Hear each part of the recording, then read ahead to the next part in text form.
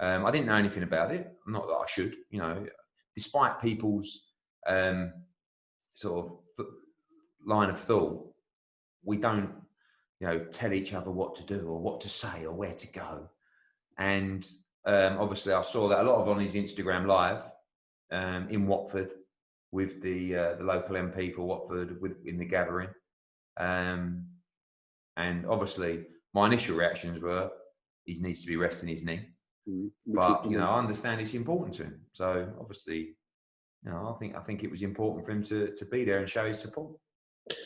So me personally, I watched it as it was going on, and obviously he was recording the whole thing, which, I mean, must have lasted an hour and a half, 2 hours he was recording for. And when it come to the point of him reading someone else's speech, which was clear to see that there was a speech that was written out, and in his words, he took the lead to read, whether they were there or not, or they didn't want those words spoken themselves, etc. But when I was listening to that and how much positive stuff there was in there about the community and, you know, the looting aspects and everything, I didn't kind of come away from that thinking, well, that was a bit racist or anything. I didn't really take any note of that part of it. I genuinely didn't until this uproar on social media, like after he put the video out. So what were you thinking as you were watching that? Were you thinking probably the same as you, to be honest with you? I mean, you know, firstly, he decided to speak and read out a speech that someone had written out. And I think that's the first thing that, and by the way, it's not, oh, it was someone else's speech, you know, it was, but we have to take that into consideration that, you know, maybe I spoke to him this morning for an hour about, you know, all kinds of different things. Maybe he shouldn't have read out someone's speech, but he did. And he said it. And it's people's interpretation that worries me about what he said. The speech was about racism and racism in society. And is that your phone? A doorbell. Could you hold on 1 second? Can we see who it is? Yeah. And can you feel, can I talk to them? Hello, mate, Pizza Go-Go? Cheers, mate. Thanks, mate. Is that Domino's? Amazon. Okay. Sorry, Edward, that was like right in the middle of a crucial part. Very, very unprofessional. Sorry. So yeah, so he goes to this gathering, not a protest particularly, by the way, and reads out someone's speech, which he says actually changes a bit of it. If you watch it, he says when they said about you need to, you know, it's a campaign against racism. Don't spend money in their shops. People have been emailing me. He clearly said, don't spend money in white people's shops. It's like, he didn't say that. I mean, one, it wasn't his speech, but two, he didn't say that. He was talking about racism within society and uplifting his own community. So I didn't really think a great deal of it. I think when the problem comes is when people cut up clips and post it, they also haven't realized that he clearly says, and someone passes him the script and says, you know, he says, look, this is a speech by so-and-so, I'm going to read this out here. But listen, you can't win Coogan in this situation. What I am proud of is the fact that he's doing something about it. And he's speaking up, and it sparked conversation.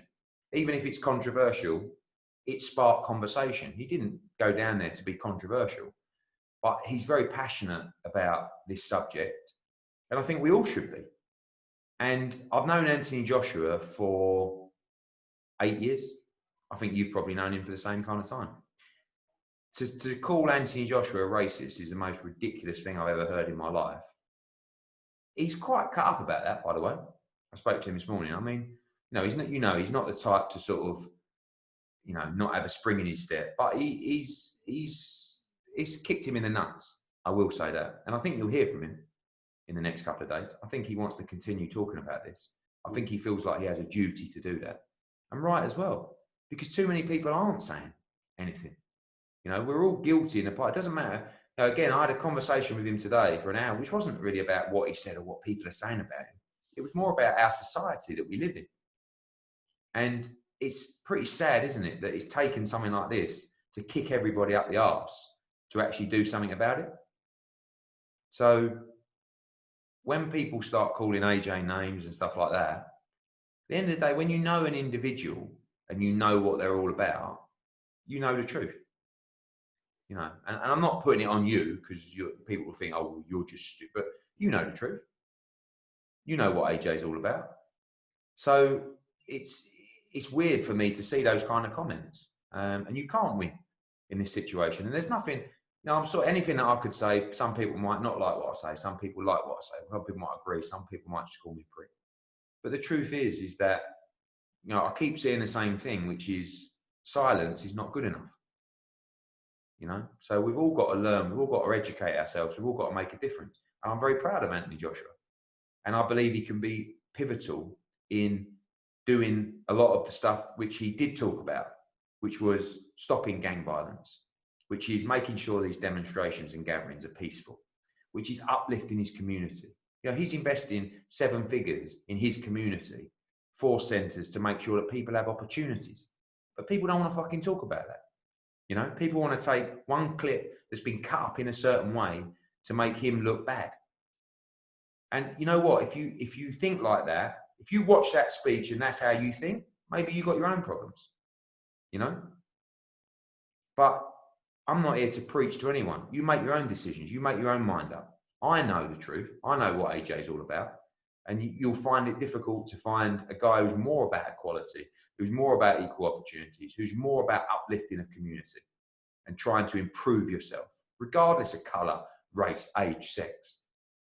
So you can't win in this situation. And, you know, I just wanted to do a piece with you today and, you know, put my point across. Someone said to me, oh, HEARN, you've been shut. Oh, you're hiding. Like, fucking hell, you can't win, can you? You come out, you do an interview, shut up, HEARN, you loudmouth prick. Oh, I've just not done anything for a day. Where are you hiding, HEARN? Speak up. It's like, fucking hell, everyone's just got to chill out. The world's going fucking mad as it is. But it's not just a case of like, oh, chill out and don't do something. Let's be constructive. Let's educate. Let's learn. But most importantly, let's improve as individuals. And that is what AJ is all about. AJ is all about bettering yourself, improving, being a better person. And if some people can't see that, then don't worry about it. It's no loss. You know, clean hearts win. That is the truth in life. So if you're with him, you're with him. If you're not, and if you don't like what someone else said that he read out, no problem. But I know the man.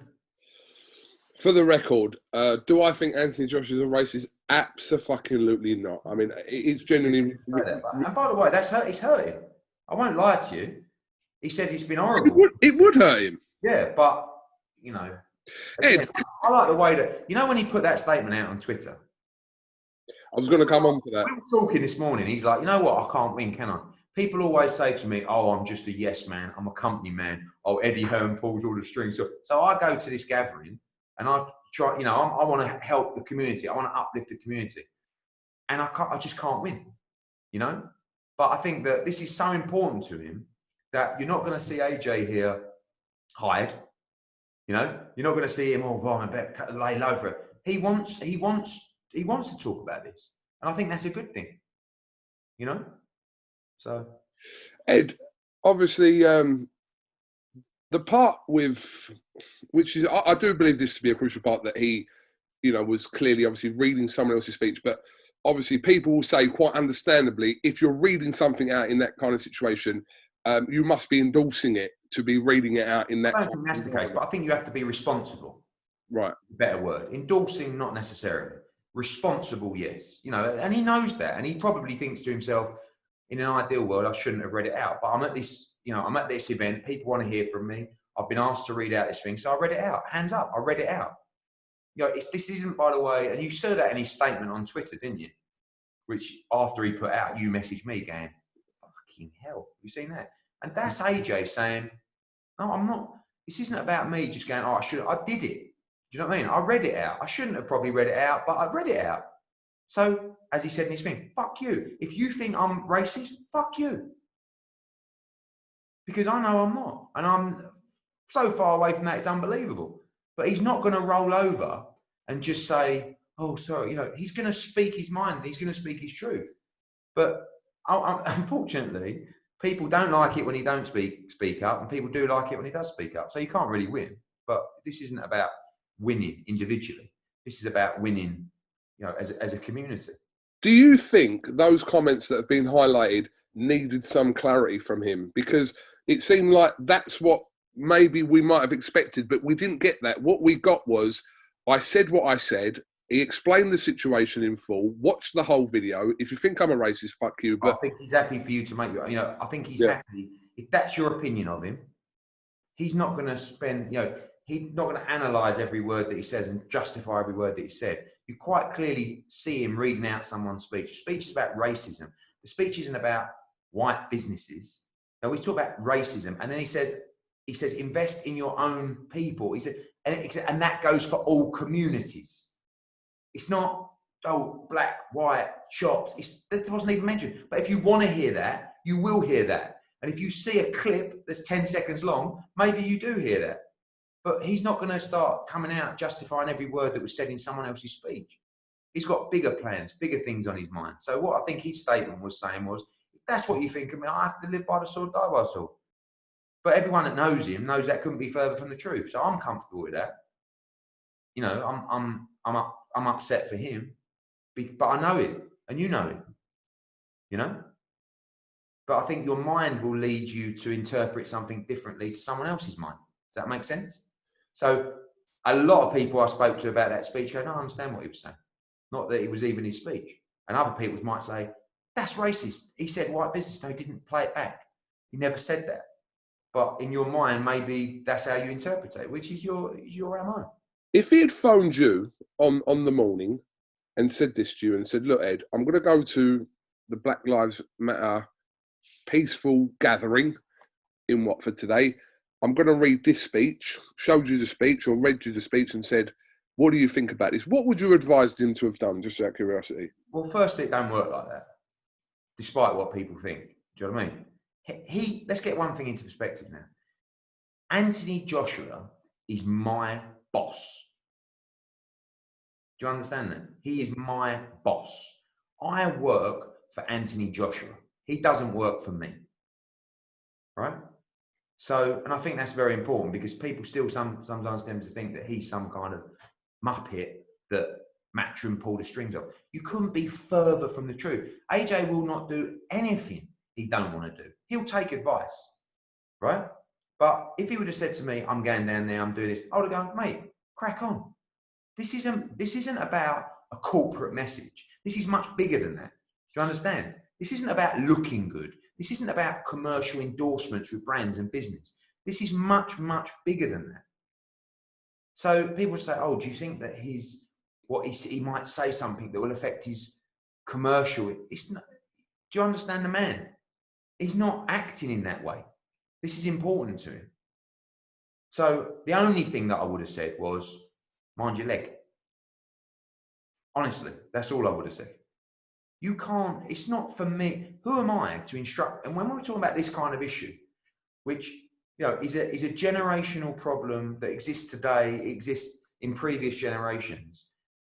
It's such a major problem that actually you see, I see, you see it. I mean, not being funny, I was thinking today, Coog, and I've mentioned it before. When me and you go traveling through airports, every time you go through the security barriers, you get pulled to one side or people look at you differently. At least every other time. Well, I've noticed it every time. I've said it to you a couple of times, and sometimes I'm embarrassed to say it to you, quite frankly. Right? Did you see the one today where someone got pulled over and he said, I'm pulling you over, just I have to be honest, because you're black. And there has been a lot of trouble here recently with black individuals, so I pulled you. I mean, I haven't seen that, no. Yeah, I'll send it, but it's like, there is a major problem. And some people will deny there's a problem, but there is a major problem. And this is so much bigger than worrying about what people say on Twitter or worry about what a brand might think. So who am I would say to him, no, do you think, you know me, what do you think I would have said to him? Oh, mate, don't go down there. He would have gone to me, fuck off. This is a serious subject, you know, and this is a very sensitive subject as well. But it's a very important subject. And it's a subject that needs to be discussed, hopefully, peacefully, by the way. But, you know, should he have read out someone else's speech? Maybe not. And does he wish he hadn't read? Maybe, I don't know. But it's done, isn't it? And it's going to open conversation. And as I said before, as an individual, and I know what he stands for, I'm very proud of him. Ed, the final thing I'll ask you about this is that whenever we get situations, it's not specific to this, everyone always loves to refer to what if, okay? So they adapt the situation to sometimes, Tyson Fury or Billy Joe Saunders, etc. If in context, if they had done the equivalent, not saying he's done anything, but it had been in them situations that Joshua was in the other day, how would kind of the public have perceived that? And that's like a common thing with everything. I always see that. What if he had done that? Well, if he had done that, he would have got slaughtered, or his career would have been over, or this would have happened. So what do you say to that? I think it just opens a can of worms in terms of it's so different. I understand what your question is now, but it's also in different kind of scenarios where, you know, what you're trying to say is that if a white person had said that speech, they would have got more criticism than is that what you're saying? Yeah, that's what I'm saying. So then people say, well, if Fury had made them comments, or if Billy Joe had made them comments. So many different ways, doesn't it? Whereas if a black person would have done something that, you know, a white person would, maybe different to a speech, maybe on the street, they're going to get treated differently. It's all bollocks, isn't it? Because the fact is, everybody should be treated the same, regardless of the colour of their skin. But this is the problem. Yeah, if a white person would have said that, someone walked down there, black person was, yeah, but if that was a white person, he wouldn't have got arrested. When are people going to wake up? Forget the comparisons between white and black. Yes, it's all wrong. Everybody's the same. You know, and I go back to it remarkably when we did an interview the other day, and I said, my daughter said to me, why would he be treated differently because of the colour of his skin? Do you know how many people replied to that on Twitter going, bollocks, Hearn, you made that story up? I mean, I saw it, yeah. Oh, you made that up? You know, make that about my daughter. What do you think?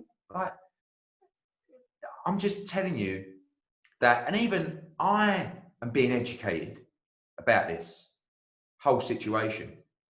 And I've got to change. And I ain't racist in the slightest, but I've got to change because there's certain things that have been ingrained subconsciously into our history that is racist. Do you know what I mean? So we know that, and again, going back to my comments on that interview I gave with you the other day, I was saying that I feel that it is going to get better through the generations because people are being educated. You know, my kids are watching TikTok and Instagram, and it's all talking about this. They're watching speeches from people talking about the problems and talking about, you know, how people have got to, you know, unite and uplift each other. And that's going to be better. But over the generations gone past, there isn't almost like an institutional racism of generations, of maybe businesses, of brands, of all this kind of stuff. And that's what actually that speech was more about.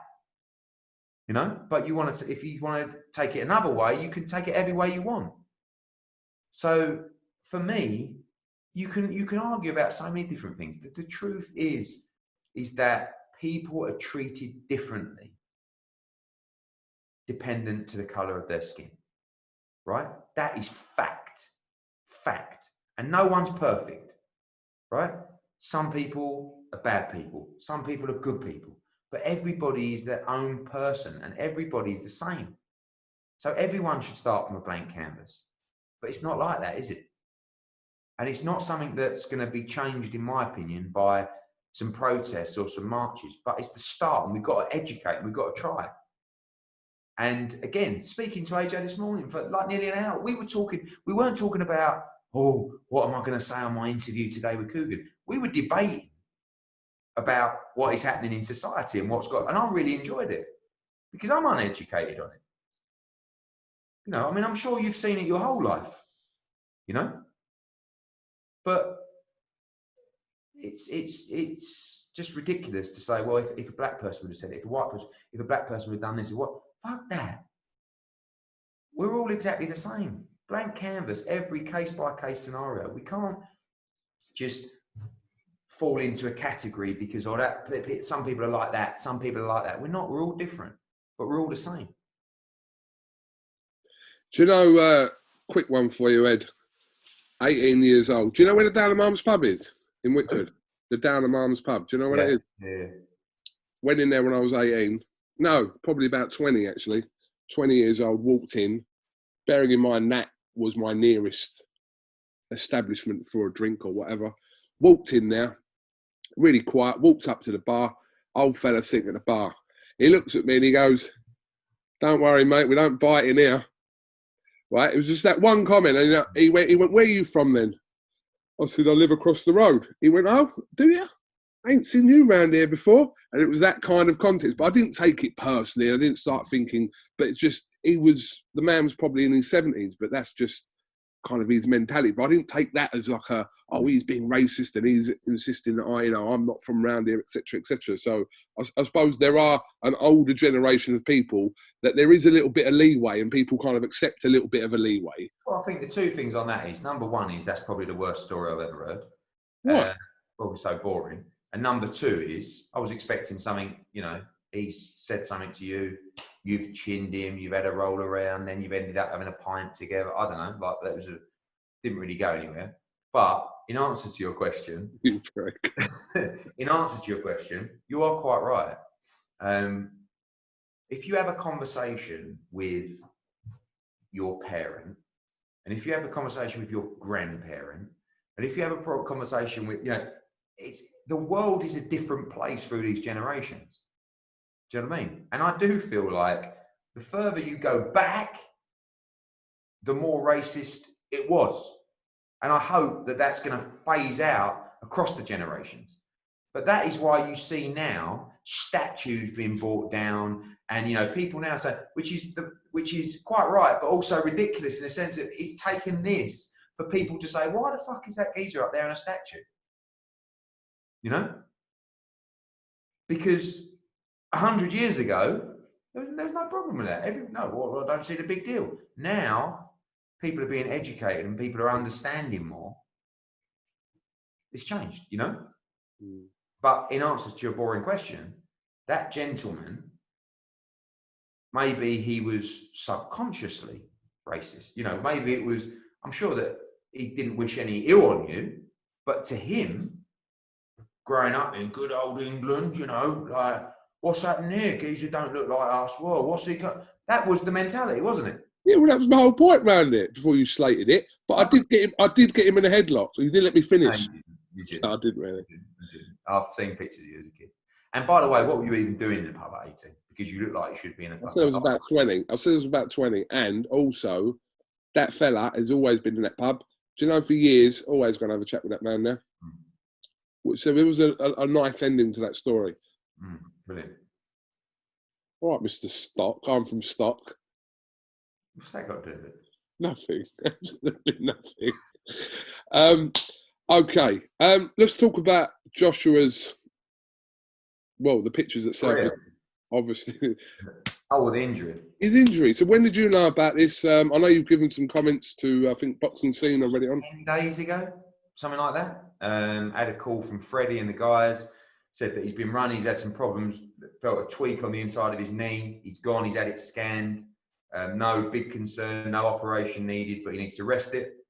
So he had this strapping thing to keep it straight, on crutches, still working out, but obviously not running and stuff like that.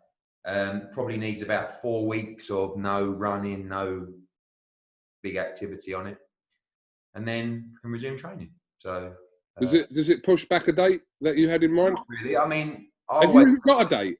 No. I always felt that the date would be between October and December.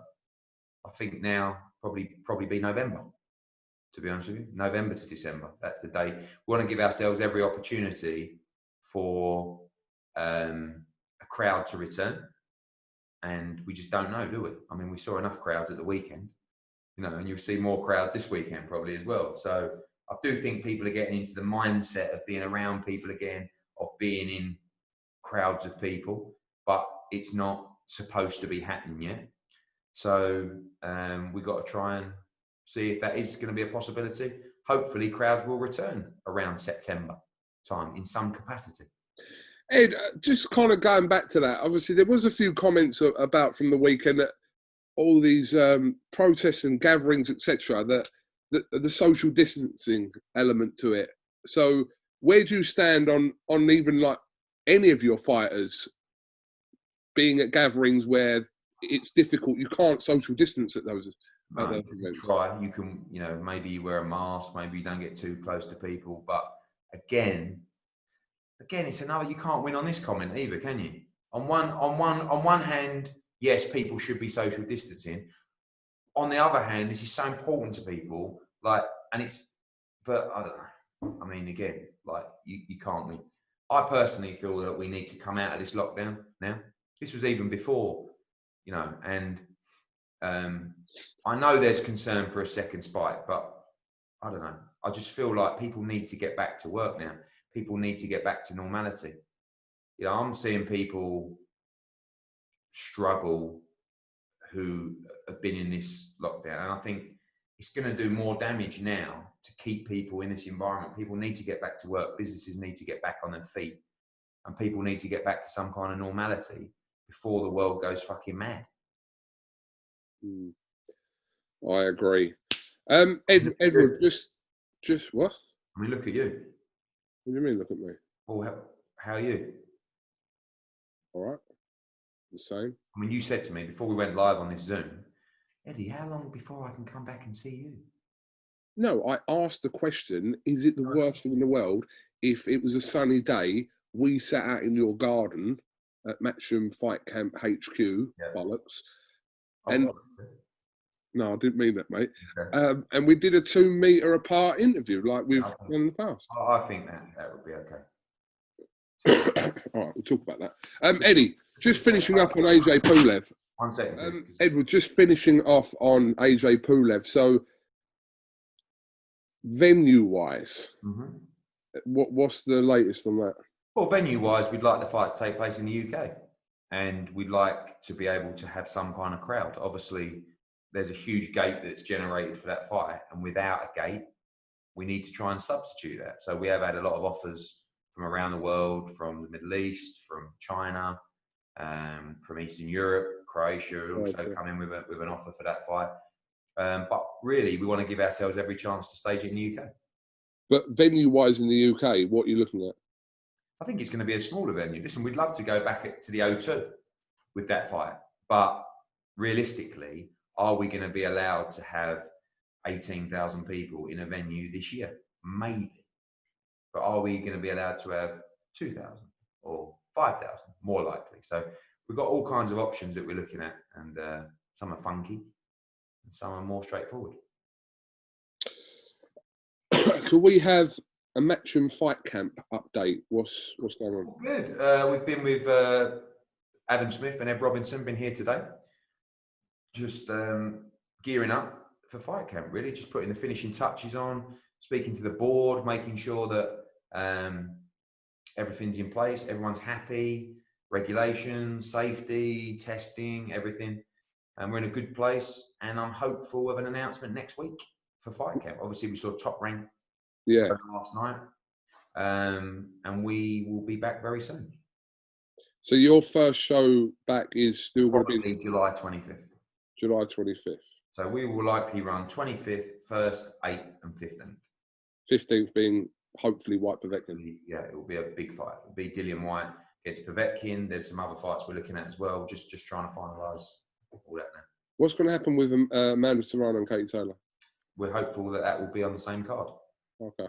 Difficult, but we're trying to find a way to make it happen. What's the situation regarding your opening fight night on the 25th? Conor Benn, we've seen as an offer being made to Ashley Theophane? Yeah, well, we wanted to make the Conor Benn Chris Jenkins fight. We spoke to Queensberry Promotions. We put a fantastic offer in. Chris Jenkins was just desperate for that fight. I think it looks like Queensberry Promotions are going to go another way with him. Hopefully we can resurrect that. I don't know. It doesn't look too good at the moment, but we are looking at other opponents for Conor Benn just in case. We reached out to Ashley Theophane. We reached out to Bradley Skeet. We reached out to a couple of others as well. Obviously, we want it to be British. But I'm still hoping that everyone can just be sensible and make Conor Benn against Chris Jenkins, because I think it's a great fight. So Conor Benn will headline that show on a 20. Not necessarily, but in the right fight. That Conor wants to be in a proper fight, you know. And the fight that Conor wanted was the Chris Jenkins fight. But obviously, if they won't take that fight, there's not a lot we can do, and we have to look for another opponent. But ideally, and I think it's a big opportunity for him, because all the eyes of the world are going to be on that show. I would like to see Conor Benn headline that first show. The two shows in between the last pay-per-view show, who is likely to headline those shows? One will be Natasha Jonas against Terry Harper. Yeah. For the IBO and WBC world title. And the other fight we're working on at the moment, good chance that could be Sam Eggington against Ted Cheeseman, which is a fight that's agreed in principle. I mean, there's so many fights across Fight Camp that are basically set, ready to go. You know, you've got James Tennyson against Gavin Gwynn for the British lightweight title. You've got Luther Clay against Chris Congo. You've got Anthony Fowler is ready to fight. You've got Simon Vallily against Fabio Wardley for the English heavyweight title. You've got Chris Billum-Smith against Nathan Forley for the Commonwealth cruiserweight title. You've got Zelfa Barrett ready to go for his Commonwealth title. You've got Cash Farouk. Shannon Courtney is going to fight Rachel Ball, it looks like, which is a really good fight. Jordan Gill is going to fight Reece Bellotti in another really good fight. Yeah. You've got, I mean, there's so many really good 50-50 fights. And what I'm watching, you know, again, not a pop at Top Rank, because I think they've done brilliantly to come back, and they were the first ones to come back. We want to go the other way. Now, I don't want to put on A-level guys against D&E level opposition. I would rather put B-level guys against B-level guys at the moment. You know, the A-level guys I'm not talking about in terms of ability, I'm just talking about where they are right now. Do you know what I mean? But it's easy to do that. But what's it going to look like with no crowd and no atmosphere if you put on a one-sided fight? So, you know, when you look at that first card, I want to turn around to you and I want to say, right, in an ideal world, we know it's up to Queensbury, but Chris Jenkins against Conor Benn. James Tennyson against Gavin Gwynn for the British lightweight title. Fabio Wardley against Simon Vallily for the English heavyweight title. Reece Bellotti against Jordan Gill. And Shannon Courtney against Rachel Ball. That's my first show. Pick the fucking bones out of that one. And every fight will be a really, really good fight. Because we can't afford any shit. I'm sorry. We just can't afford a one-sided fight right now. We've got to come back with quality. And Fight Camp's going to be a lot of fun, a lot of great fights. And we're nearly there. Do you think the situation regarding testing and quarantining may alter in 5-6 weeks' time? Well, I hope so, because it's fucking expensive. But we are, and the board are working on the basis that we're going tomorrow. You know, so everything that we're putting in place is, if we were to run an event tomorrow, this is what we would have to do. We hope over time that things will relax, because it's not just the testing, it's that sort of bubble that you have to keep people in. You know, you're going to be down there, the fighters are going to be there for, I don't know, Tuesday, Wednesday. It's going to be quite boring.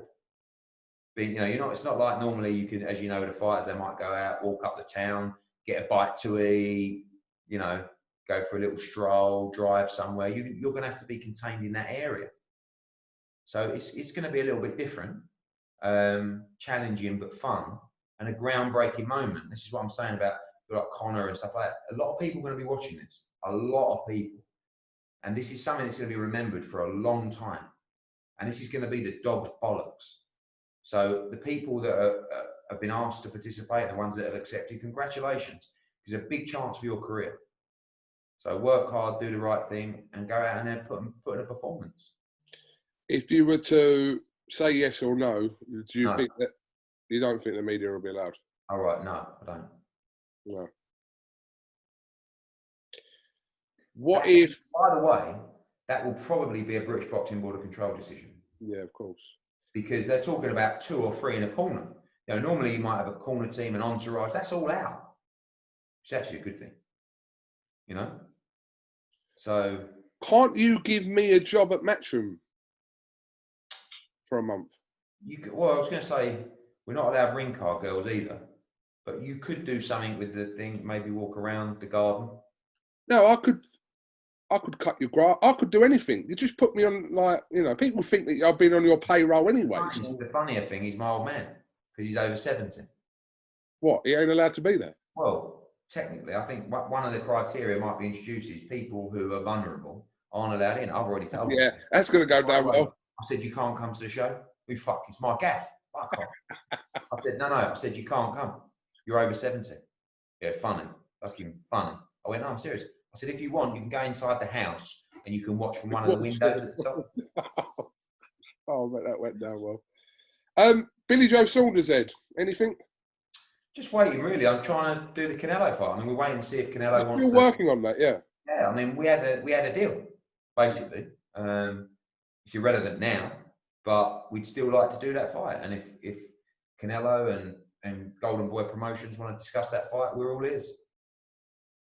But I mean, he's been rumoured with a lot of other opponents over the last month. Because, look, that fight would have generated, I don't know, $6 million, $7 million, $8 million on the gate. There's no gate. They won't want to spend the same amount of money on an opponent. It's not rocket science. You know, the way that you can save money on these shows is to reduce the purses. And you've got to reduce some kind of expenditure because you've got no gate.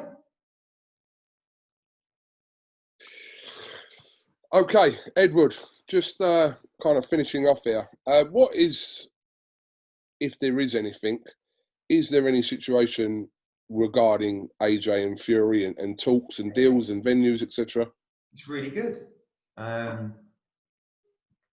think, you know, there's still obstacles to overcome, but I think we have a deal. I mean, I think we have the basis of a deal between the parties that everybody's on board with. It's not rocket science. It's pretty straightforward. It's a 2-fight deal. I know that AJ's on board. I'm being told that Tyson Fury is on board as well.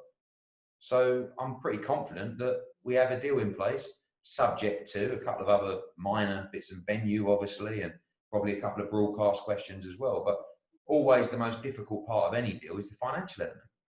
And that is agreed. So the financial part to this potential deal is agreed from both sides. I mean, obviously I can't speak on behalf of Fury, but I'm being told that by MTK and his advisors and his team, that on this basis, you know, this is a conversation that we had to say, look, on this basis, are you ready to move forward with this deal? Yes. Are we? Yes. So, like I said to you, before we all get excited and carried away, there's still obstacles to overcome. We've got to work on the site. We've got to work on a couple of broadcast situations.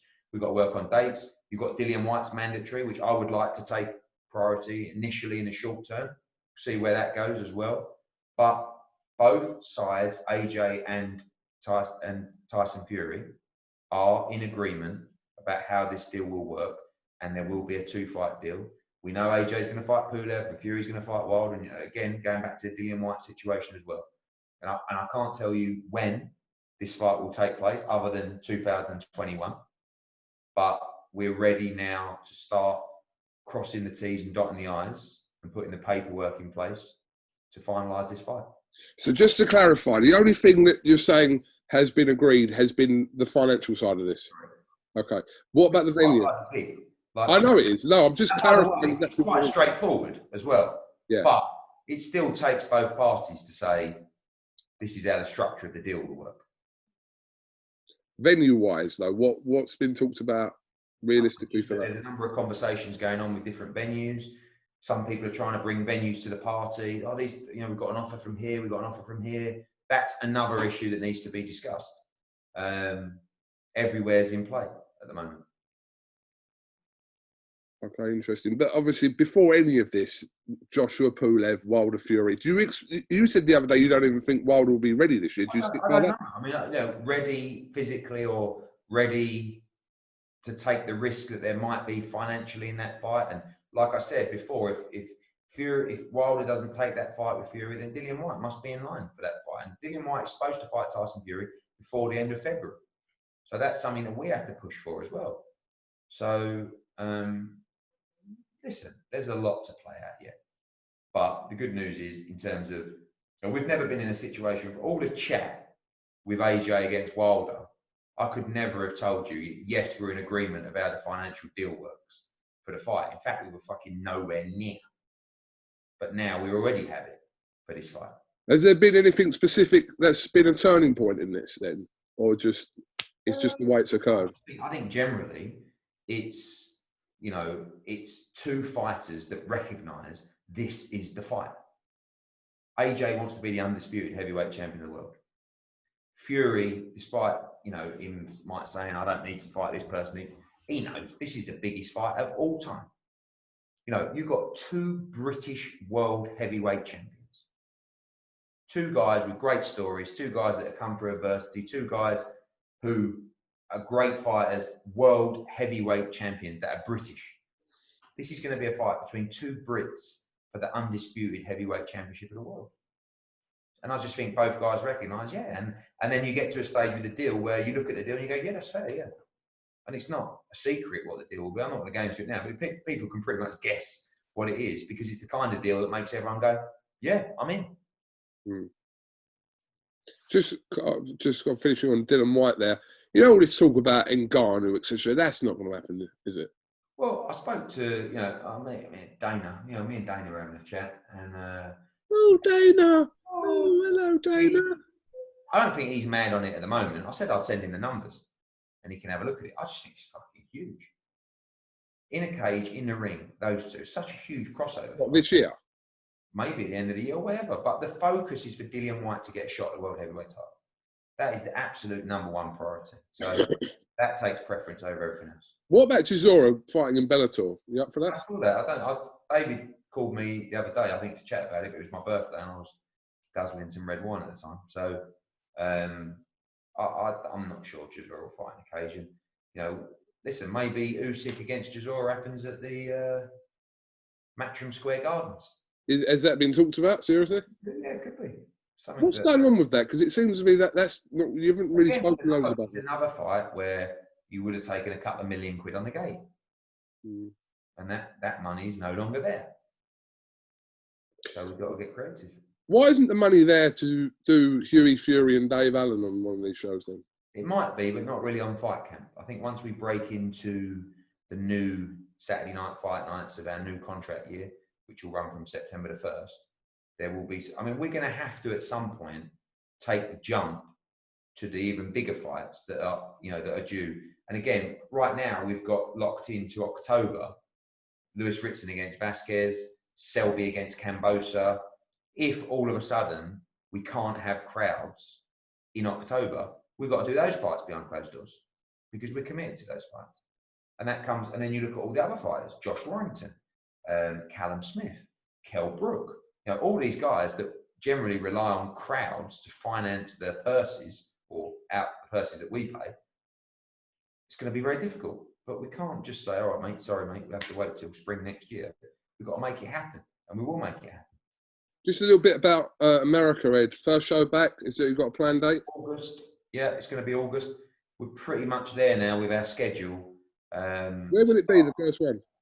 Where? Yeah. A couple of sites under consideration. We may go to Las Vegas, and we're also looking in Florida as well. But early August, probably the 8th of August. We're looking, look, we'd love to do Hooker program again, and like, you know, going back to the top rank, I don't want to come back with just content that people are going to moan about and it's not going to uplift you. I'd rather not come back, you know?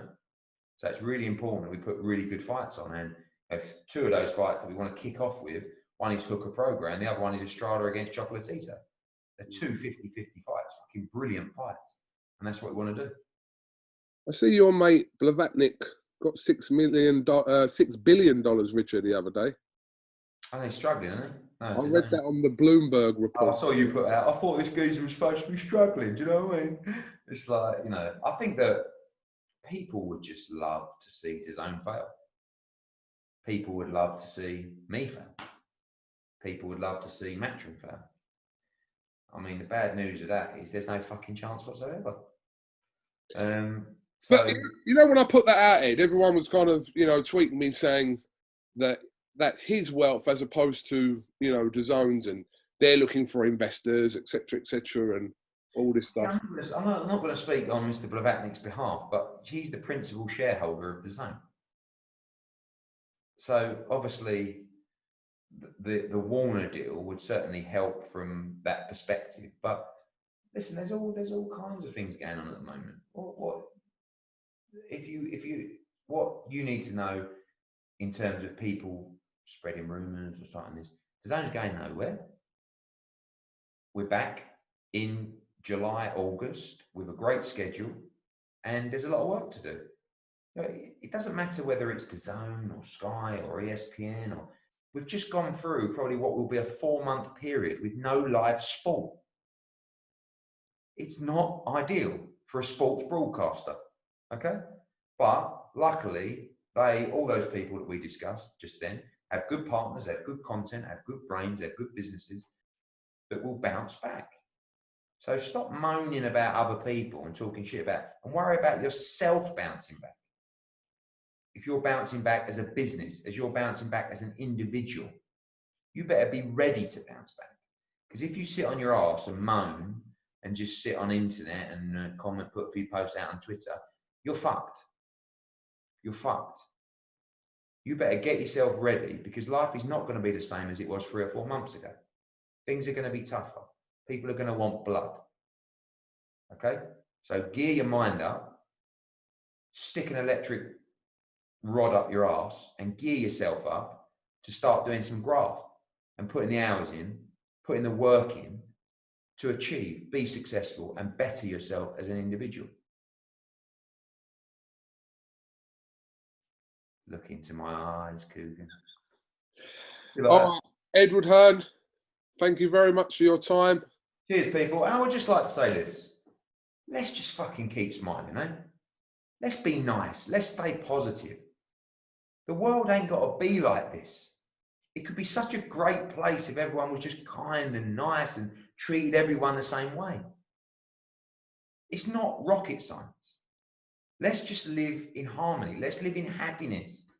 Let's give our kids something to look forward to, because I'm worried about the world that our kids and their kids will end up growing into. Let's not give them that. Let's give them some hope. Let's give them something to look forward to. But most importantly, even from a selfish point of view, let's ourselves be happy. Let's have ourselves have a smile on our face and make other people feel happy. Let's motivate each other. Let's not hate.